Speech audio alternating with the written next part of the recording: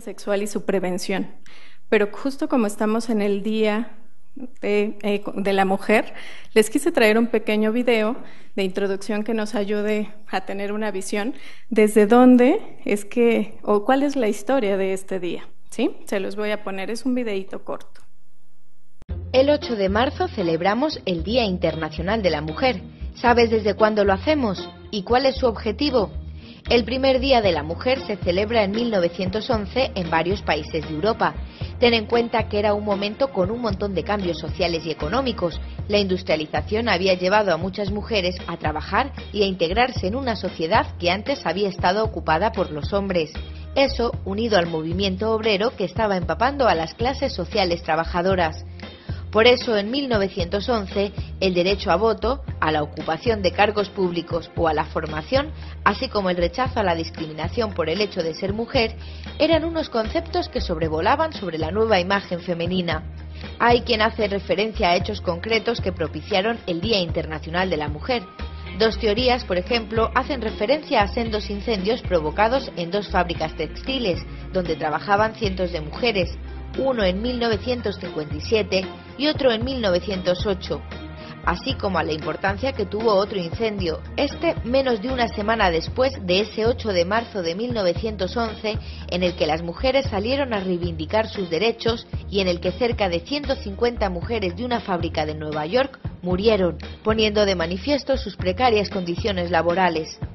Sea como fuere, desde principios del siglo XX, el sentimiento del Día de la Mujer Trabajadora se fue extendiendo desde Europa al resto del mundo. Finalmente, la Organización de las Naciones Unidas reconoció el 8 de marzo como Día Internacional de la Mujer Trabajadora, que actualmente se denomina Día Internacional de la Mujer. ¿Cuál es el objetivo de esta jornada? Aunque se ha avanzado mucho, actualmente las desigualdades siguen siendo patentes, por lo que cada 8 de marzo miles de mujeres salen a la calle a reclamar lo que consideran justo. Bueno, muy buenos días a todas y a todos también, a nuestras sedes, gracias por su presencia. Esperemos que esta plática, esta exposición que nos presenta la psicóloga Margarita de la Cruz López, cubra la expectativa. Realmente la psicóloga Margarita tiene amplia experiencia en el tema que nos está convocando el día de hoy. Margarita de la Cruz es, como decía, psicóloga adscrita al área de la Dirección de Servicios Clínicos de esta institución. Básicamente ella está colaborando en la Clínica de Género y Sexualidad. Como siempre, mi recomendación es que pregunten mucho. Hay un espacio para preguntas y respuestas, sobre todo para que este espacio sea más enriquecedor. Colega, gracias por estar aquí. Gracias. Y por compartir tus conocimientos. Gracias. Adelante. Bueno, pues bienvenidas y bienvenidos. Justo el poder hoy estar compartiendo y hablando con ustedes de un tema que es, ya lo irán viendo conforme avancemos en la presentación, pero la magnitud de este problema y el hecho de el silencio, el tabú, que son dos características fundamentales que se dan en el marco de este tipo de violencia. La violencia sexual es un tema o una de las violencias que más impacto y que más secuelas deja en la salud mental. Sobre todo porque es una de las violencias que más invade el espacio privado. El cuerpo es nuestra primera barrera de seguridad y cuando el cuerpo se invade, esto genera una repercusión importante y trascendental que muchas personas que viven este tipo de violencia lo viven en la infancia y los efectos duran 20, 30, 40, 50 años. El tiempo en el que la persona logra hablar de esto que pasó. Entonces, el hecho de poder estarlo compartiendo hoy, como decíamos, en este marco del Día de la Mujer, me parece aún más importante porque justo no es un día para celebrar. El Día de la Mujer, más que un día de celebración, es un día para tomar conciencia y para seguir trabajando en el derecho que tenemos, en estos derechos de igualdad y de equidad. Y es importante y fundamental saber que si bien decía en en el video, se han logrado algunas cosas, se han logrado avances, pero todavía sigue siendo una realidad que la violencia contra las mujeres es un tema fuerte, es un tema impactante. Entonces, les voy a ir compartiendo de manera, primero vamos a entrar con algunas definiciones, después les voy a compartir cuál es este problema y cuál es la magnitud del problema con algunas cifras, y empezaremos a abordar cuál es ese impacto, por qué es tan impactante este tipo de violencia. La violencia sexual, según la definición de la Organización Mundial de la Salud, es todo acto sexual, las tentativas de consumar un acto sexual, los comentarios o insinuaciones sexuales no deseadas, las acciones para comercializar o utilizar de otro modo la sexualidad de una persona y sobre todo, la parte fundamental es esto, la coacción. En la violencia, el eje fundamental es el ejercicio de poder. El ejercicio de poder con una intencionalidad de dañar. Esto es independiente de la relación con la víctima y se da en cualquier ámbito. En el ámbito del hogar, en el espacio público, en el trabajo, en la escuela, se da en cualquier ámbito. Traigo a colación otras definiciones porque me parece importante resaltar que este es un ataque, les decía, un ataque de poder, donde hay un abuso, donde hay un sometimiento y por lo tanto hay una privación de la libertad y es un acto totalmente humillante y degradante. Tal conducta se presenta en todos los países, no importa el sexo, no importa la edad, el género, el estado civil o la posición social. Hay muchos estereotipos o esquemas a partir de pensar que solo se da en algunos estratos de la población. La realidad es que se puede dar en cualquier posición social. Voy a tocar la definición de abuso sexual porque nos vamos a enfocar principalmente en qué pasa con el abuso sexual, que es una de las manifestaciones más constantes de la violencia sexual. La definición de abuso sexual, según González Serratos, es cualquier hecho en el que se involucra una actividad sexual inapropiada para la edad de la o el menor. Se pide que guarde el secreto. Esto nos va dando pauta de entender por qué es tan complicado que una persona pueda hacer una revelación o una develación cuando hay una situación de violencia sexual. Porque el secreto es algo que totalmente invade e impide que una persona pueda decirlo. Porque no solo es el secreto, sino que ante pedir guardar el secreto de esta actividad, se percibe que si se relata se provocará algo malo, ya sea al niño, a la niña, al adolescente, a la mujer, al perpetrador o a la familia. Entonces, esto es un crimen, nosotros decimos es un crimen perfecto. ¿Por qué? Porque hay toda una planeación de qué va a suceder. Estos actos sexuales provocan sentimientos de confusión emocional, miedo y en ocasiones placer. Estas tres últimas situaciones, la confusión emocional, el miedo y en ocasiones una sensación de placer, son cosas que van gestando la culpa y la vergüenza en quien vive una situación de violencia sexual. Y en un proceso de recuperación, en un proceso terapéutico, la culpa y la vergüenza acompaña todo el proceso. ¿Por qué? Porque la sensación es, híjole, si yo sentí un placer, la traducción cognitiva es, entonces me gustó esto que pasó. Entonces yo quise que esto pasara. Entonces yo me acerqué. Y esta distorsión cognitiva que se da en ese momento, esa creencia, está totalmente permeando a la persona que vivió esta situación. Y es importante saberlo, vamos a ver ahorita, que esta situación del placer corresponde a una respuesta biológica de nuestro cuerpo. Nuestro cuerpo responde, nuestro cuerpo totalmente siente. Hay una memoria corporal que se queda ahí. Por eso es que muchas mujeres o muchos hombres en una etapa adulta que develan una situación de violencia sexual, se dan cuenta a partir de algún evento que ocurrió, lo tenían totalmente negado, bloqueado, y pasa algo, vamos a pensar, tienen a lo mejor un primer encuentro erótico y hay un contacto en el cuerpo y algo despierta ese recuerdo. Porque no es que el recuerdo esté olvidado, no se puede olvidar, simplemente está bloqueado. Y esta memoria corporal justo está relacionado con esta sensación o con esa experiencia que se tuvo.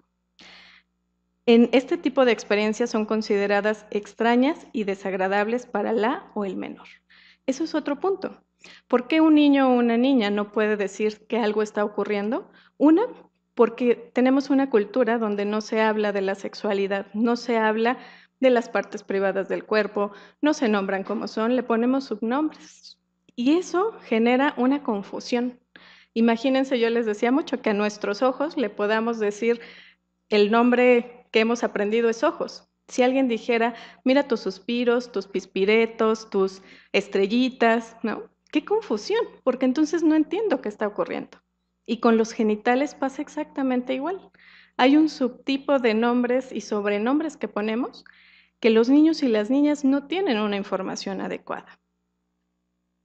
Voy a poner un pequeño video que me gustaría, dura muy poquito, pero justo nos ayuda a entender qué pasa con los niños y las niñas que viven violencia sexual y que se convierten, la mayoría de ellos o de ellas, en adultas o adultos que no han hablado de este tema.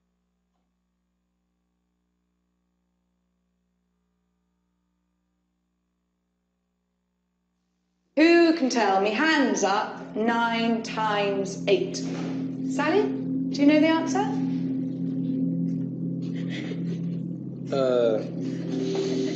Shush. Do you want to come round my house after school? No.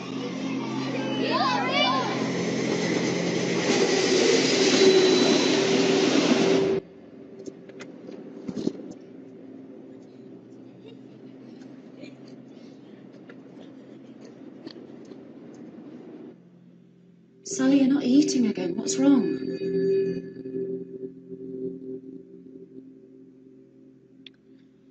I'm fine. Can I go now?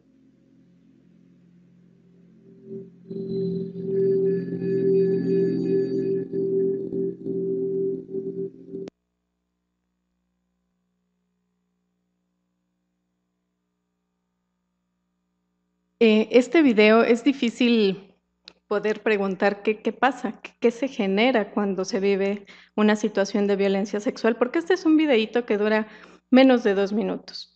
Y si pudiéramos saber qué se experimentó, qué sensaciones, más allá de qué se pensó, qué pensaron ustedes, qué experimentaron, qué sensaciones llegaron cuando estaban viendo ustedes este video. Justo es una realidad, ahí vamos a ir viendo y ahorita en los síntomas vamos a rescatar cuáles síntomas se comenzaban a mirar en Sally, donde no se habla, pero se actúa. Y justo esa es una parte fundamental en la prevención. Mirar, escuchar, no solo desde las palabras, sino escuchar desde lo que estoy observando. Porque empieza a haber cambios, pero son cambios que muchas veces son notorios y no, porque vamos a mirar también qué pasa en la mayoría de las familias donde se vive una situación de violencia sexual y no se habla. No viven en un contexto que pueda favorecer en muchas ocasiones el poderlo hablar.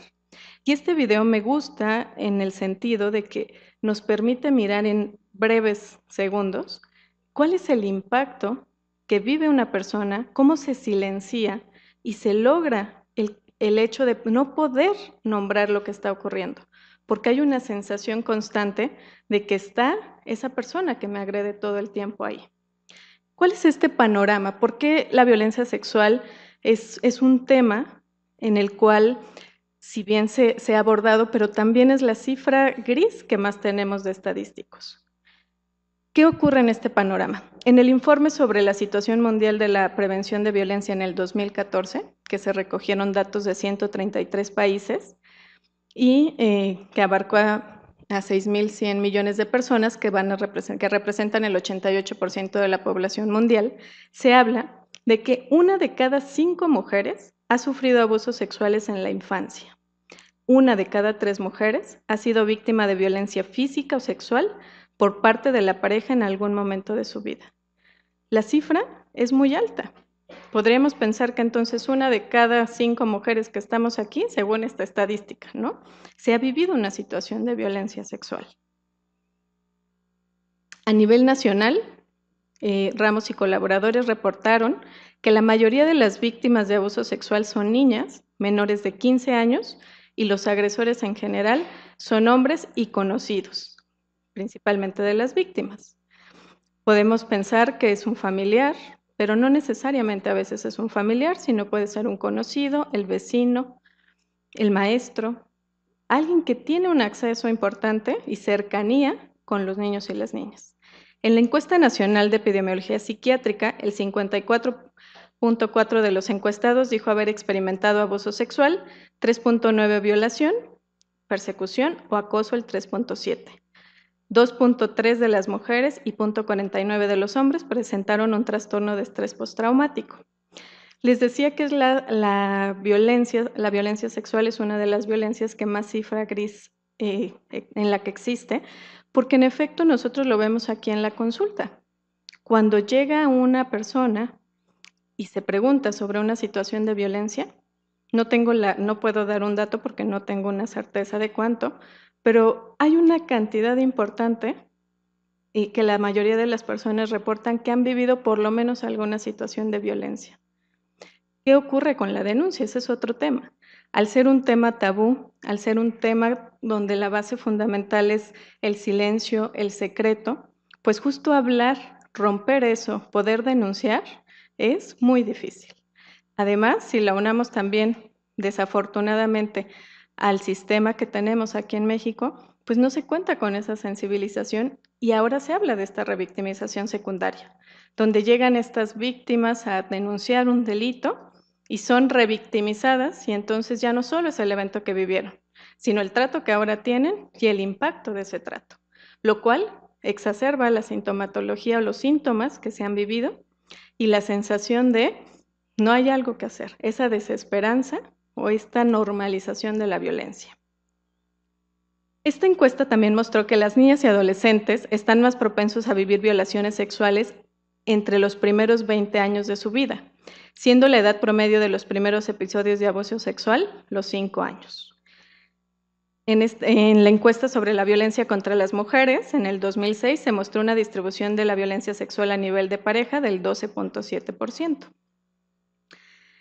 En la encuesta de maltrato infantil y factores asociados, el 70% de la violencia en contra de niños y adolescentes, les decía, ¿no? Se reitera el dato que les mencioné hace un rato, tiene lugar en el entorno familiar. Y algunos autores hablan de que entorno familiar no solo se cierra el espacio papá, mamá, tíos, abuelos, sino a personas conocidas y muy cercanas que se pueden volver parte de esa familia, no designada, pero sí elegida. Y les decía, el dato más frecuente es de los 5, y en esta encuesta ponía este dato porque se abre que el abuso sexual es más frecuente de inicio a los 5, pero que se siga perpetuando hasta los 9 años. Un 5.4% reportó haber experimentado abuso sexual y 3.9% violación. Sigue siendo el dato importante de que las mujeres somos quienes seguimos presentando estadísticamente más datos de abuso sexual y violación.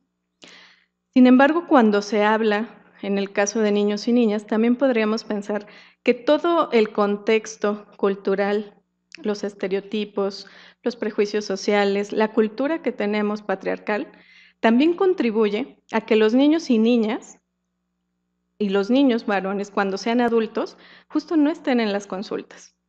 No porque no lo hayan vivido, sino porque el hecho de hablarlo es doblemente difícil para ellos por esta carga cultural de tú tenías que protegerte. Si para una niña hay un estigma y hay una culpa, para un niño que va creciendo desde la idea tradicional de que tiene que aprender a defenderse, es doblemente mayor.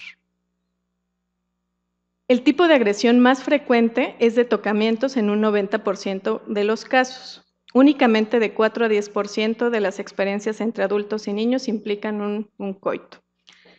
Este es un dato importante porque nos ayuda a entender por qué muchas veces no se corrobora y se pone en duda de si realmente se ocurrió una situación de abuso sexual o no.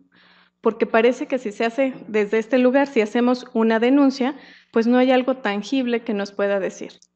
Ahora han ido cambiando los protocolos y hay mucho más información y detección para que se pueda realmente comprobar que un niño vivió violencia sexual, pero sigue siendo un proceso estigmatizante y sigue siendo un proceso complicado. En México y Estados Unidos, los estudios efectuados permiten calcular que entre 40 y 52% de las mujeres cuyo compañero íntimo ejerce violencia física hacia ellas, también han sido obligadas a tener relaciones sexuales. Y 1 de cada 3 mujeres adolescentes han iniciado, fíjense, aquí ponen este dato, el inicio de su vida sexual ha sido forzado. Aquí estaría yo un tanto, este es el Informe Mundial sobre Violencia y Salud. Este dato de han iniciado su vida sexual puede ser otra creencia con la cual las mujeres llegan. No es que hayan iniciado su vida sexual, porque no fue una decisión, no fue una elección, fue una situación, fue una violación, una agresión. Y en ese sentido muchas mujeres llegan justo con esta sensación de culpa por estos estereotipos que hay de la virginidad y llegan con esta idea de, chin, es que yo ya no soy virgen, porque en el momento en el que ocurrió la violencia sexual, en ese momento yo inicié mi vida sexual. Pero el inicio de la vida sexual no tiene que ver con una coerción ni tiene que ver con el poder. Tiene que ver con una libre elección. Entonces no iniciaron su vida sexual. Hubo una violación a sus derechos. Las mujeres y hombres que han vivido algún tipo de violencia sexual en etapas tempranas de la vida tienen 4 veces más probabilidades de ser víctimas de violencia en etapas posteriores, en las cuales la principal es que pues violencia de pareja es la que está más asociada. Pero fíjense, 4 veces más probabilidades, no solo de violencia sexual, porque esto también es otra característica. Quien vive una situación de violencia y vive una situación traumática y se genera un trauma complejo, es probable que vuelva a experimentar y a reexperimentar varios eventos de violencia sexual. ¿Cuáles son las formas de violencia sexual? Bueno, hablamos de violencia sexual directa e indirecta. En la violencia sexual directa es cualquier bueno, está el abuso sexual, que es cualquier contacto de caricias, pedirle a la víctima que acaricie los genitales del agresor, masturbarse enfrente de ella o de él, utilizar a un niño o un adolescente como modelo para hacer pornografía. Ahorita me regreso. La violación sexual, que justo es cualquier penetración a la vagina, al ano, a la boca, no solamente con el pene, sino con cualquier otro objeto. Las prácticas sexuales forzadas, la violación sexual en el matrimonio, la explotación sexual infantil, el incesto, el estupro, el aborto forzado, el acoso o hostigamiento sexual, la trata de personas. Y en las indirectas encontramos los que es un atentado contra esta libertad sexual, enseñar los genitales, que es el exhibicionismo, mostrar pornografía, obligar a alguien a presenciar relaciones sexuales u otros actos sexuales infringidos hacia una persona.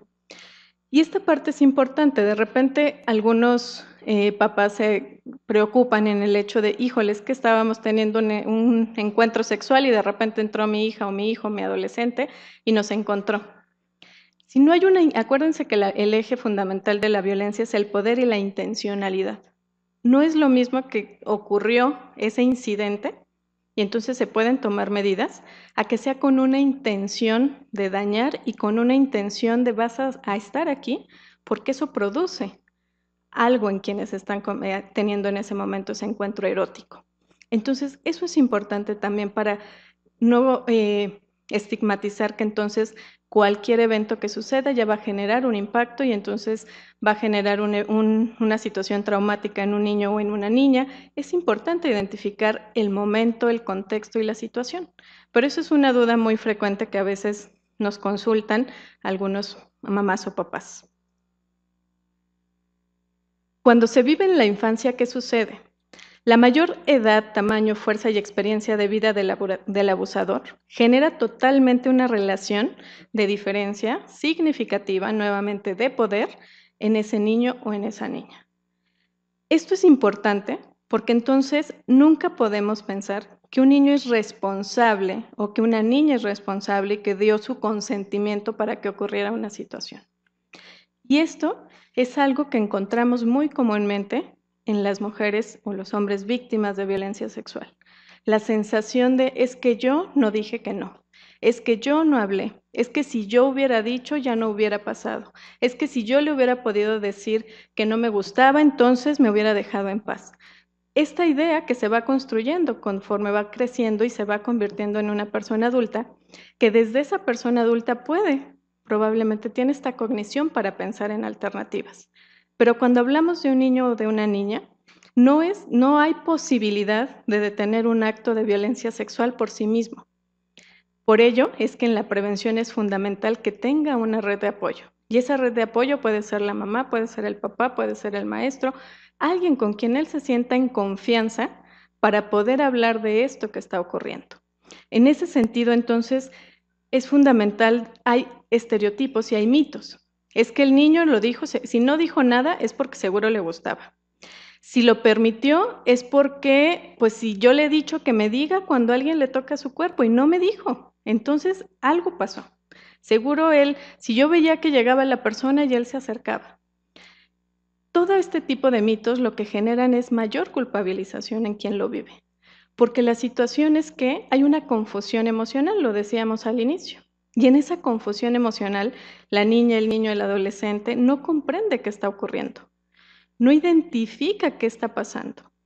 Y en esa confusión, si le agregamos además un sistema, una familia donde existe violencia, una familia donde hay poco cuidado o donde incluso hay negligencia en el cuidado, pues ¿con quién se va a acercar esa persona para hablar de lo que está ocurriendo? Entonces, es un tema que toca muchas aristas. ¿Por qué? Porque el abusador además usa la coerción para someter y para doblegar a ese niño o esa niña. Y no lo hace propiamente como cuando se vive ya en la etapa adulta a través de una violación, que sí hay un uso de fuerza y de poder física. Aquí, la fuerza y el poder es a través de la seducción, del engaño, del chantaje, de la manipulación. Y entonces la seducción es, mira, ven, te traje algo, mira, ven, te traje un dulce, mira, vamos a jugar. Empieza a haber un acercamiento, empieza a haber una preparación de ese terreno para cometer esta agresión, en donde el niño o la niña se siente confundido, porque además se acuerdan que la estadística dice que regularmente es en espacios de confianza y por personas conocidas. La sensación es es alguien conocido para mí, entonces hay confianza. Y de repente, la parte que más impacta en la situación de violencia sexual justo es eso, que se rompe esa seguridad y esa confianza. Esa certeza que tenemos las personas de que hoy yo en mi día voy a planear que saliendo de aquí voy a hacer tal situación y después en la tarde tal y en la noche tal, eso es una situación de certeza que aparentemente tenemos, que es sentir esta seguridad y sentir esta certeza de yo controlo esto que pasa hoy en mi día. Cuando se rompe esa confianza, pues justo hay una distorsión y hay un rompimiento en la estructura psíquica. ¿Por qué? Porque las sensaciones, comienzo a ver un mundo distinto. Y en ese mundo distinto, el impacto de la violencia va a depender también de si la violencia sexual fue frecuente y duradera, es decir, de la cronicidad. No por quitarle mérito ni valor a un evento que se vivió en una sola ocasión, pero sí se ha mirado que a medida en que no solo se vive en una ocasión, sino que se vive durante años, ¿no? Hay personas que lo vivieron desde los 5 años hasta los 15, desde los 8 años hasta los 12, el periodo de tiempo, la cronicidad, la frecuencia, eso va a tener un impacto importante. El empleo de la fuerza y las amenazas, tomando amenazas también, agregándole la seducción. Para muchas mujeres adultas que lo han compartido y que llegan, el tema fundamental de la seducción es, esto es normal, esto se hace así. Las personas que quieren a otros, así se demuestran el amor. Entonces el niño o la niña va creciendo, incorporando esta idea de así es esto, así se demuestra el amor, esto es normal, hasta que en algún momento algo pasa y pueden pasar varios años viviendo así, con síntomas que los niños y las niñas no identifican, o a lo mejor sin síntomas, pero cuando llega el momento en que el niño o la niña o el adolescente se percata, porque le dijeron en la escuela, le dieron una clase de prevención, porque escuchó algo, se percata, en ese momento hay un quiebre fundamental, porque la sensación es, esto que me pasó no era normal. No a todas mis compañeritas ni a todos mis compañeritos les sucede. esto que me pasó tiene un nombre. Y entonces comienza justo la manifestación de muchos más síntomas. Y hubo una violación como tal, puede ser que el impacto sea mayor. ¿Por qué? Porque es más invasivo. Les decía, el cuerpo es nuestra primera barrera de seguridad. Recuerden ustedes o piensen en algún bebé pequeñito. Cuando un bebé nace, lo primero que empieza a explorar es su cuerpo, explora el entorno, se mete los dedos a la boca, comienza a explorar este territorio que es suyo. Cuando alguien invade este territorio, la situación es muy fuerte. ¿Por qué? Porque entonces esta sensación de inseguridad es lo primero que atenta contra esa integridad. Si le aunamos, esto quiero también resaltar que no necesariamente, porque a veces esto también nos lleva a la creación de un mito de, bueno, si fue un abuso no es tan grave, no hay que alarmarnos, no fue una violación. La real es que emocionalmente hay quienes viven una violación y tienen menos sintomatología, y hay quienes viven un abuso y tienen una sintomatología importante. Entonces no tiene que ver tampoco, digo, esto no lo reporta la literatura, pero lo que nosotros vemos en la clínica es que no es tanto si fue una violación o fue un abuso, es el significado, es el cómo lo vivió la persona, es el significado que le da ese evento. Y ese significado está dado mucho también por el contexto familiar. ¿Cuál es la reacción de ese contexto si el niño o la niña devela el abuso? Se ha visto también en la literatura y en la clínica lo hemos visto, que muchas veces impacta más la reacción del entorno que el propio evento. ¿Por qué? Porque cuando lo dije no me creyeron, cuando lo dije me dijeron, bueno, sí pasó, pero guarda silencio. Ya no pasó nada, haz como que no sucedió. Y esta sensación, imagínense, pasó algo y de repente, si ahorita empieza a temblar, y regresamos al auditorio y yo les digo, hagan como que no tembló, vamos a seguir en nuestra charla porque si no se nos va el tiempo. La sensación es que si empezara a temblar, eso generaría algo, emociones, cada quien lo vamos a vivir de manera distinta, dependiendo nuestro significado o nuestra experiencia. Pero el hecho es que desacreditar algo que estamos sintiendo y viviendo es muy invalidante. Y justo esa es una de las características con las cuales se presenta quien vive una situación de violencia sexual. La sensación de no confío en los otros, pero tampoco confío en lo que pasa en mí. Porque si esto que pasó en mí, y lo dije, hubo una sensación de desacreditación y de no ocurrió, de guarda silencio, de no lo cuentes, o de sí pasó, pero no le digas a nadie.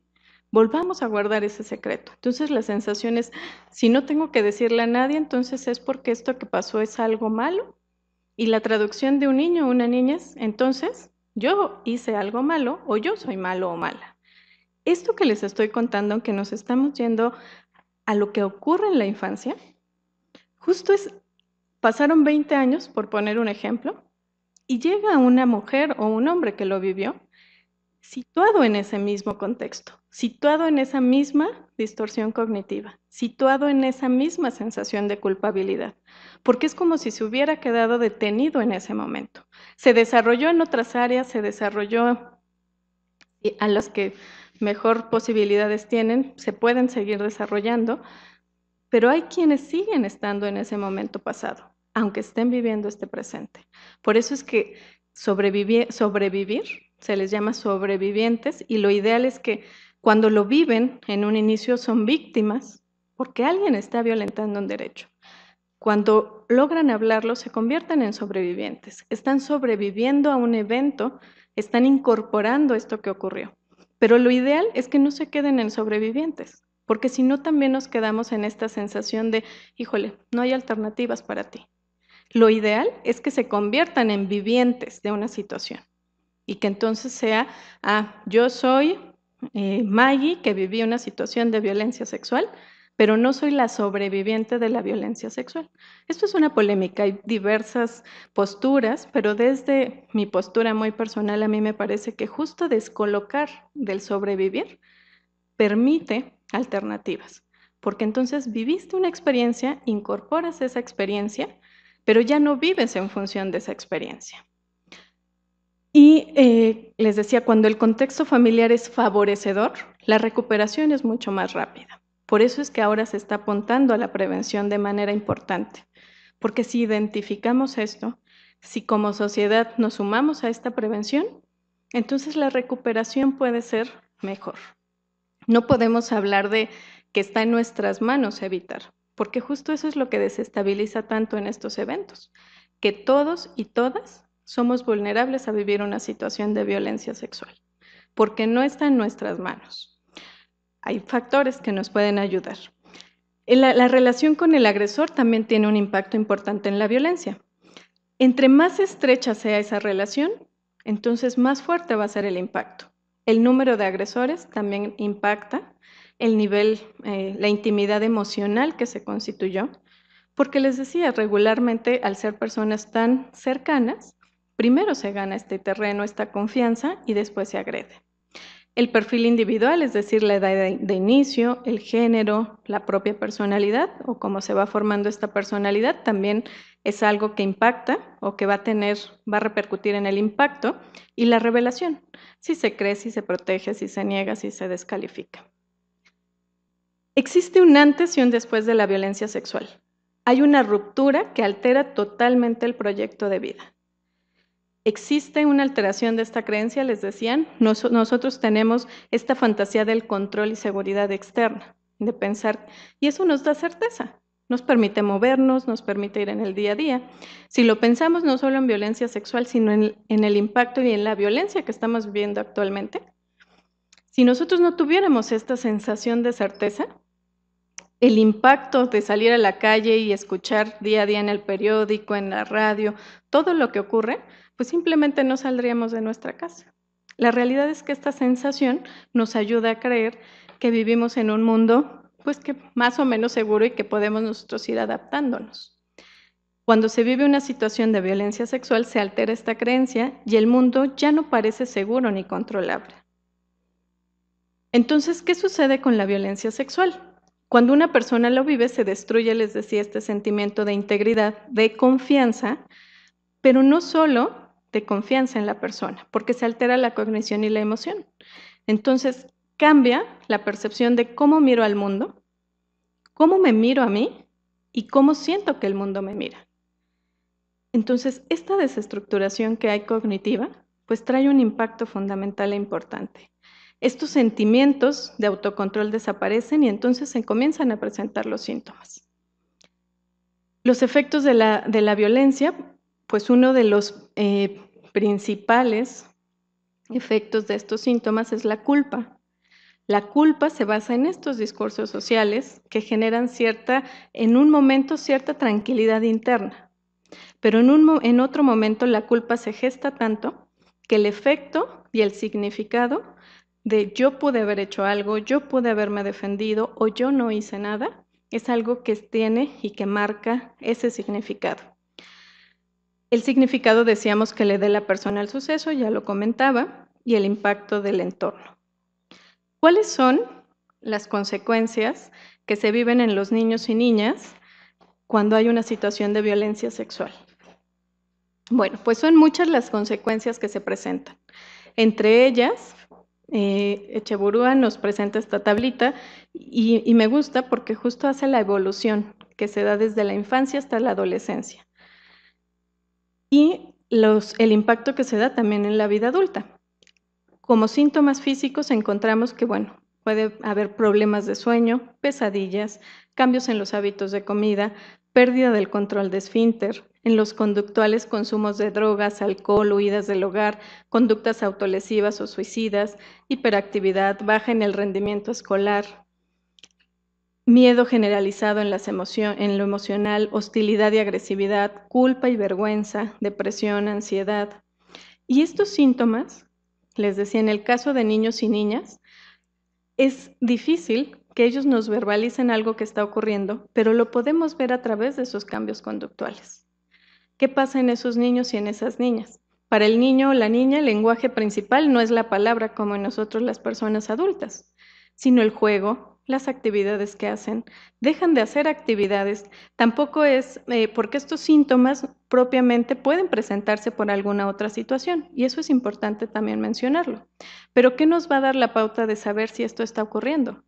Si de repente yo identifico en mi hijo, en mi hija, que había una situación donde ella era muy sociable, cada que salía o íbamos a la casa del abuelito, la abuelita, quería ir, iba contenta, a gusto, o en la escuela, y de repente un día ya no quiere ir, empieza a presentar miedo, cada vez que se presenta el momento de ir a la casa del abuelo o de la escuela, le duele el estómago, le duele la cabeza, empieza a presentar manifestaciones psicosomáticas.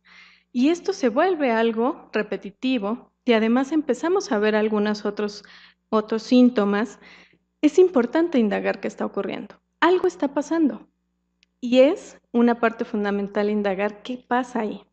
La baja autoestima y los sentimientos de estigmatización también es algo que impacta. Empieza a haber un rechazo por el cuerpo, desconfianza y rencor hacia el propio cuerpo y hacia los adultos. El trastorno de estrés postraumático, pues es un impacto muy común que vemos. Y esto del cuerpo es bien importante, porque lo que nosotros hemos visto a lo largo de la clínica es que muchas mujeres o muchos hombres comienzan a hablar del evento, cognitivamente pueden ya darle un lugar, le dan un espacio, lo empiezan a incorporar como una vivencia. Pero cuando tienen o se encuentran en contacto con este cuerpo que siente, regularmente la parte de la sexualidad, refiriéndonos a la parte erótica de la sexualidad, es principalmente lo que más está afectado.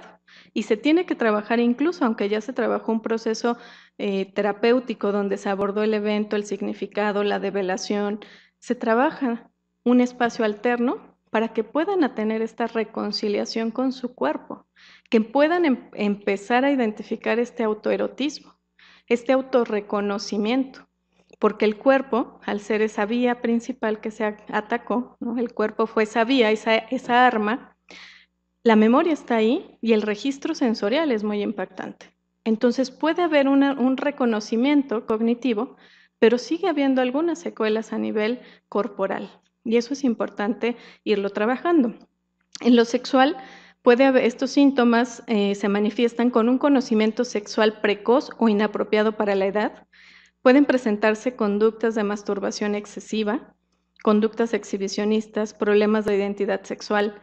Y aquí vemos que en esta masturbación excesiva podemos encontrar que un niño o una niña se toca, se explora, pero cuando es algo compulsivo, cuando es algo excesivo, dejan de hacer actividades que hacían comúnmente y buscan un espacio para estimularse, lo cual los lleva otra vez a este ciclo de la culpa, porque baja un poco la ansiedad, pero se empieza a generar la culpa. Cuando en la clínica nosotros escuchamos lo que nos comparten las y los pacientes, algo fundamental es tocar estos temas en relación a qué pasó después del evento en relación a tu cuerpo. No es que tenía ganas de tocarlo, pero lo viven con una culpa muy fuerte, con una sensación de mucha vergüenza. ¿Por qué? Porque además esto es algo que si nos salimos un momentito del contexto de la violencia sexual, piensen en la parte de la sexualidad sin que exista violencia. ¿Qué tan común es que se permita que las niñas y los niños puedan explorar su cuerpo? Para los niños es un poquito más fácil, porque socialmente se permite un poco más, o se acepta que los niños puedan estimular, además porque el pene es un órgano que tienen externo.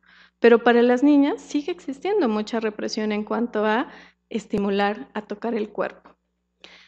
En cuanto a los síntomas sociales, podemos ver que existe déficit en habilidades sociales y lo veíamos en el video. ¿Qué pasaba con la niña en el video? Empezaba a haber aislamiento, rechazo, burlas, no lograba integrarse, empezó a tener problemas con la alimentación. Y lo que miramos ahí justo es una incapacidad en ese momento de escuchar desde el entorno qué está ocurriendo. Cuando la mamá dice qué pasa y ella dice no pasa nada, ¿no? Pero está viendo una serie de cosas que no sabemos también, y yo estoy aquí pensando en ese video y con probabilidad de qué pasaba antes, pero justo mirar si esto es algo que llevaba mucho tiempo, que llevaba poco tiempo o qué estaba ocurriendo, pero la niña estaba manifestando estos síntomas. La lectura que a veces le damos o no le damos a estos síntomas tiene que ver también con quién escucha. Lo que nosotros hemos visto es que la mayoría de las personas que llegan al espacio clínico tienen una historia atrás de familias con antecedentes de violencia y que esas madres, de los padres tenemos menos dato, pero de la madre sí, también vivió una situación de violencia sexual. Entonces, si hay una develación y la madre vivió un evento de violencia sexual, la madre en muchas ocasiones tampoco sabe qué hacer con eso, porque le reaviva y le reactiva su propia experiencia. Y eso es algo también importante identificarlo, porque muchas veces desde este lugar cuestionador o de juicio decimos es que no está haciendo algo, es que está siendo negligente, es que no está cuidando, pero mirar qué estaba pasando también ahí, porque hay una dificultad en ese momento de poder atender esa demanda. Al pasar los años, ¿qué ocurre? Pues encontramos a nuestras, ¿no?, que es lo que vemos aquí en la clínica de género y sexualidad, a las mujeres adultas que llegan con dolores crónicos generales, hipocondría y trastornos de somatización, alteraciones de sueño, problemas gastrointestinales, desórdenes alimenticios, especialmente la bulimia o la anorexia, que desde la literatura se ha reportado que es tanto esta sensación de yo provoqué algo, que la bulimia es como un síntoma de entre más yo ocupe un espacio y sea menos atractiva, entonces me estoy protegiendo. O desde la anorexia, desde la autoculpación, pero también desde la sensación de igual, entre menos yo tenga una parte atractiva de mi cuerpo, puedo pasar desapercibida. Son mujeres o hombres que quieren pasar desapercibidos, que se aíslan, que puede haber un consumo de drogas o alcohol, un trastorno disociativo de identidad, una falta de satisfacción sexual, alteraciones en la motivación sexual, trastornos o disfunciones sexuales, creencias de ser valoradas únicamente por el sexo, y entonces tenemos los dos parámetros. O son mujeres que tienden a ponerse en situaciones de riesgo, desde relacionarse erótica y sexualmente, pero que ya indagando realmente no hay un disfrute, sino es solo esta sensación de solo así me aprendí a vincular.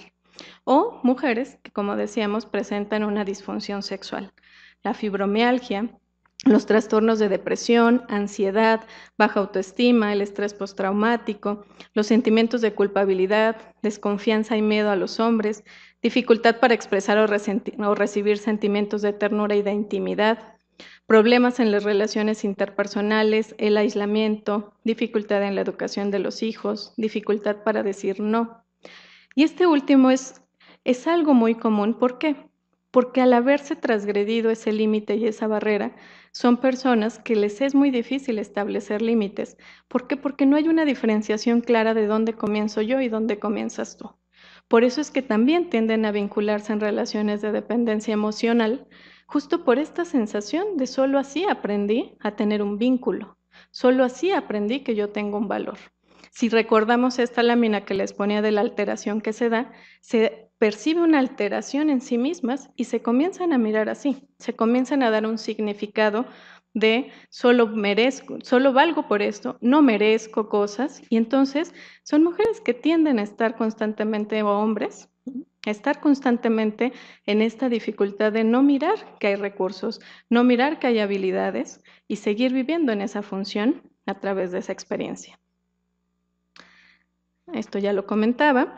Y decía, las características de estas familias, pues principalmente son familias con antecedentes violentos, familias con antecedentes donde existe ya un incesto o violencia sexual, familias con un sistema caótico, no hay reglas claras, se envían frecuentemente dobles mensajes, las relaciones son indiferentes, los límites son nulos o ambiguos, no hay jerarquías claras. Entonces, si se dan cuenta, todas estas características o la mayoría de estas características van en función de la estructura. No hay claridad, no hay límites, no hay algo que organice y que dé un lugar para que cada persona pueda tomar su rol. Si pensamos en este tipo de familias, que no son todas, porque aquí estoy poniendo como lo que nosotros hemos visto y la literatura reporta en la mayoría de los casos en estos eventos de violencia sexual, que tienen repercusiones severas en la salud mental, porque no todas las personas que viven una situación de violencia sexual desarrollan un trastorno psiquiátrico. Pueden presentar estos síntomas que hablábamos, pero no todas tener una afectación grave a la salud mental. Y eso va a depender también de que hay otros tipos de familias donde no están inmersas totalmente estas características y sí hay posibilidad de hacer algo distinto. Pero si nos remontamos a estas características, que es la población que regularmente llega aquí al instituto, pues justo observamos que al no haber un ambiente que fuera un ambiente que nutriera, que pudiera dar un espacio para las necesidades básicas, que pudiera dar un espacio para la seguridad, para la confianza, para la aceptación, si le sumamos eso además del evento, pues el impacto y el cómo se va viviendo a lo largo de la vida trae y consigo a colación toda esta sintomatología que veíamos, porque es un evento o un impacto desesperanzador. Y es así como llegan las mujeres y los hombres. Desde esta situación, y además algo importante, no llegan a hablarnos del evento. No llegan, son muy, muy poquititas las que a lo mejor llegan y dicen es que viví esto y estoy teniendo reexperimentación y asocian el evento con lo que están experimentando, los síntomas que tienen.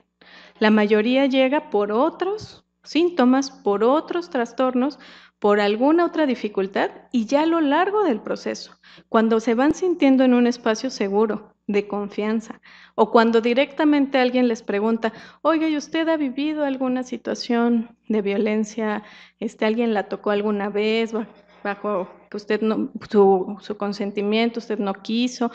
Tal vez algunas lo nombran. Y es cuando empiezan a hacer esta conexión de esto que me pasó, entonces tiene que ver con todo este evento. Es un evento tan impactante que nuestra mente lo que hace justo es proteger ese recuerdo, lo mantienen, decíamos ahí, no se olvida, pero se mantiene ahí, imaginen como congelado, y entonces permite que las personas puedan seguir haciendo su vida cotidiana. Pero algo comienza, hay un libro muy bueno que dice El cuerpo nunca miente, se llama así el título, que justo el cuerpo manifiesta todo lo que la boca no puede hablar. Y el cuerpo empieza a manifestar toda esta reacción psicosomática, que es cuando llegan aquí y entonces comienzan a hacer esas conexiones de, esto que me pasó, entonces sí tiene que ver con ese evento que yo pensé que ya ni me acordaba, o que lo tenía ahí tan bloqueado que de repente, ¿cómo es que dudan de si eso que están recordando realmente sucedió? Porque implica abrir o develar algo que ha estado ahí y que ha sido muy doloroso. El proceso de recuperación es un proceso doloroso, porque implica tocar eso, implica darle un significado, implica hablar de la experiencia. Muchos pacientes que tenemos de repente, cuando van avanzando en este proceso, ¿no? Han llegado a decir, es que yo pensé que viniendo aquí, la meta es yo quiero olvidar ese evento. Lo que yo quiero es trabajar para olvidar ese evento. Y lo que les decimos es que no podemos garantizar, ni podemos hacerlo tampoco, que ellas olviden, porque las experiencias que vivimos no las olvidamos. Si ustedes recuerdan hoy algún día que hayan tenido en la infancia donde se cayeron, ¿alguien se acuerda de algún día que se haya caído? Levante su mano si alguien tiene un evento. Ok. Si pensamos en ese momento donde fue algo impactante o nos lastimamos de manera severa, pues lo recordamos ahorita y tal vez vienen algunas imágenes, o nos acordamos cómo fue que me caí, o qué pasó después, o cuál fue la reacción. Pero no estamos experimentando como tal ese mismo dolor de eso que vivimos en ese momento. Las mujeres o hombres que viven violencia sexual muchas veces cuando empiezan a tocar el evento, empiezan a experimentar y por eso es tan fuerte. Por eso viene la reexperimentación, porque experimentan ese dolor como si lo estuvieran viviendo en ese momento. Y desde ese lugar, el proceso terapéutico por eso se complejiza, porque muchas veces las sensaciones, y tenemos que encuadrarlo muy bien, que justo no se va a olvidar, que vamos a trabajar con ese dolor y les ponemos una metáfora que es como pensando en ese evento de nos caímos y entonces tenemos una herida que durante mucho tiempo intentamos no verla. Y una herida que a lo mejor pasó el tiempo y sí, pareciera que no nos impactó y ya no la vemos. Pero que en algún momento nos ponemos una blusa, ¿no? Porque fue aquí en el brazo, y me pongo una blusa que toca esa herida y entonces empiezo a contactar con ese dolor. Y lo que tenemos que hacer para que esa herida sane justo es limpiarla, desinfectarla, darle una intervención a esa herida, hacer curaciones, para que en el momento en que esa herida sane, quede, a lo mejor sí va a quedar una pequeña cicatriz o una grande, dependiendo cómo cada quien lo va a ir incorporando. Pero esa cicatriz ya no duele igual que la herida. Y entonces de repente traigo blusa y tal vez ni me veo mi cicatriz. Algún día me vuelvo a acordar, ¡ay, mi cicatriz! O veo algo que me lo recuerda y me remonto a este momento. Pero ya no es desde ese dolor, desde ese quedar atrapado en ese momento, sino justo es traerlas ahora al presente y que desde este presente ya no vivan en función de la violencia sexual, sino vivan con la incorporación de la violencia sexual y que esa cicatriz justo sea algo que ya no impacte su día a día, porque ante haber esta desorganización estructural, por supuesto que impacta en el día a día.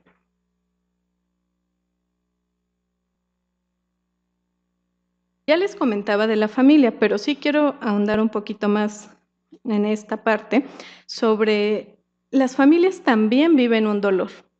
No es que tampoco la familia, la mamá, el papá o a quien se le devele con una intencionalidad, habrá algunos a lo mejor que sí, tampoco puedo generalizar a que no, pero la mayoría de las familias también viven ese dolor y no saben qué hacer con ese dolor. Y una manera de mitigar el dolor justo es negarlo. Cuando negamos algo en apariencia, a cortito plazo nos funciona, aunque a largo plazo no. Minimizan el evento, pues no fue para tanto, nada más te tocó una boobie, o te tocó un seno, te tocó una nalga, ¿no? Pero no fue para tanto. Cuando el impacto, decíamos, hay que mirar cómo lo vivió la persona. Mantener en el olvido para que no afecte al niño o a la niña a veces es una aparente intención y una intencionada negación. O sea, no es la intención de que no creerte, sino desde este lugar, en muchas ocasiones hemos escuchado estas historias de yo pedí que, o le dije que ya no le quiero preguntar para que no lo recuerde. No quiero decirle cómo va en su proceso para que no lo recuerde. Pero en realidad la sensación de mantenerlo en el olvido, para muchas mujeres y hombres víctimas, lo viven desde este lugar de, híjole, es que nadie me pregunta o me acompaña en este proceso. Lo siguen viviendo como una desacreditación o una no credibilidad de lo que ocurre. Para algunas otras personas no. Por eso es importante también que cuando un acto de violencia sexual se devela, preguntarle a la persona, preguntarle a quien lo está viviendo si queremos acompañar en ese proceso, ¿cómo la podemos acompañar? Porque para algunas el acompañamiento es sí, no quiero que me pregunten nada, y para otros el acompañamiento es sí, quiero hablar de esto que ocurrió. La preservación del secreto para muchas familias sigue ocurriendo y sigue generando que se sigan o que sigan existiendo este tipo de situaciones de violencia. Las historias que nosotros vemos y haciendo como un recuento de sus familias en generaciones anteriores, identificamos que también hay historias de violencia sexual, porque lo que no se nombra se actúa, ¿no? Y entonces se vuelve a actuar esta misma situación. La familia, cuando identifica esta situación, hay familias que también lo hablan, que se informan y que buscan ayuda para manejar la situación. Y entonces encontramos también estas familias que hacen esto, que tienen estos recursos para poderlo afrontar. Pero sí es importante saber que no es fácil ni para la persona que lo está viviendo, ni para quienes están acompañando en ese proceso. Porque la violencia sexual es como lanzar una piedrita al río. Hace ondas que se expanden y que no solo impacta entonces a quien lo vive, sino a quienes están también en este entorno.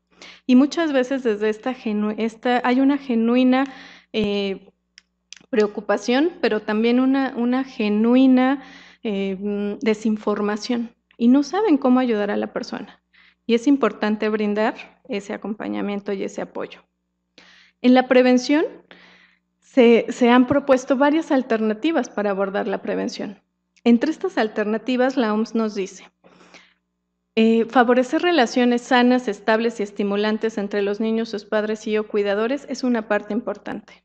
Fomentar aptitudes para la vida en los niños y adolescentes, reducir la disponibilidad y el consumo de alcohol, reducir el acceso a las armas de fuego y las armas blancas, promocionar igualdad en materia de género para prevenir la violencia contra la mujer, cambiar las normas sociales y culturales que propician la violencia, establecer programas de detección, atención y apoyo a las víctimas. Estas propuestas, pues a quien, ¿no? Si las leemos, suenan bastante bien e incluso podríamos pensar, pues tenemos una apertura y una facilidad para poderlas hacer.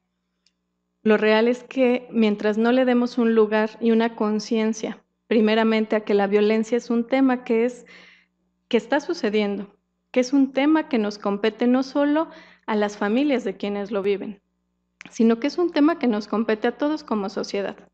Porque la violencia viene desde esta construcción estructural también de la sociedad.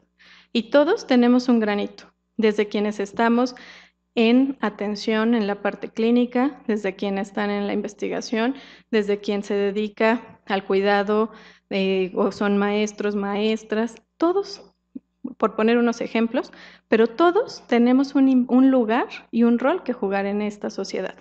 Y en ese sentido es muy importante que nosotros o quienes se dedican a la parte clínica también tengamos esta claridad de que lo que estamos haciendo o lo que hagamos o no hagamos va a tener una repercusión importante en la persona que está sentada frente a nosotros. ¿Por qué? Porque a veces eso se nos olvida. Esta revictimización secundaria de la que les hablaba tiene que ver mucho más con lo institucional. Cuando van y ponen una denuncia, cuando vienen y reciben atención, o a veces llegan a un lugar y ya contaron la historia y pasan con el abogado y cuentan la historia y pasan con el trabajo social y cuentan la historia y pasan con la psicóloga o el psicólogo y cuentan la historia. Y esta revictimización, si no hay esta sensibilidad para que lo podamos identificar y atender, revictimizamos y empobrecemos más que ayudar. ¿Qué hacer y no hacer ante la develación de una situación de violencia sexual? Primeramente, esta lámina que está aquí es pensándolo en que alguien nos lo comparte, que llega alguien cercano a nosotros y nos comparte que esto ocurrió. Si es alguien, nuestra hermana, nuestra prima, nuestro hijo, nuestra hija, etc., es importante primero tratar de conservar la calma. Intentar en ese momento, aunque estemos experimentando muchas emociones, respirar, ver cómo vamos a resolver esta situación y procurar que para el niño o la niña se comprenda que este es un problema, que tiene un nombre, que es algo que le sucede a otras personas, que se puede hablar de ello, que hay credibilidad. Hacerles saber eso es muy importante y que como adulto se podrá hacer algo con esas experiencias que se cuenten, que se compartan, que la responsabilidad la tiene el agresor y no la tiene quien nos está contando lo que vivió, y que habrá alguien que pueda apoyar. Muchas veces, ¿qué ocurre en lo real? Se cuenta una historia, piénsenlo no solo en violencia sexual, sino si llega un niño o una niña y nos comparte algo con lo que no estamos de acuerdo, muchas veces nuestra manera de reaccionar totalmente frena y para lo que nos estaban diciendo. Porque los niños y las niñas son muy hábiles en observar qué ocurre, en leer esas expresiones de con quién están hablando. Y esa parte es importante entonces identificar que si me da tristeza, llanto, en ese momento no puedo contenerlo y entonces lloro, se vale. Y se vale hacerle saber a quien nos está contando algo que no es responsabilidad de él o de ella que yo esté llorando o que me esté sintiendo frustrada, enojada, sino que me duele lo que me está contando que le sucedió, pero que vamos a buscar ayuda. Eso fomenta que quitemos a la persona de esta culpabilización de la que les hablaba. Fomenta que le demos un lugar a esa narración o a ese dicho. Y hablar de la vergüenza y la culpa, les decía, es muy importante, porque la vergüenza va hacia el ser y la culpa va hacia el hacer. Entonces, cuando se fomenta la culpa es porque no hice, porque sí hice, porque no dije antes, porque no busqué ayuda antes, y hacia el ser es yo soy. Les decía hace un rato, yo soy mala, yo soy sucia, yo soy todos este tipo de características y creencias que las personas han ido incorporando en sí mismas. Gracias y dejamos abiertas las preguntas.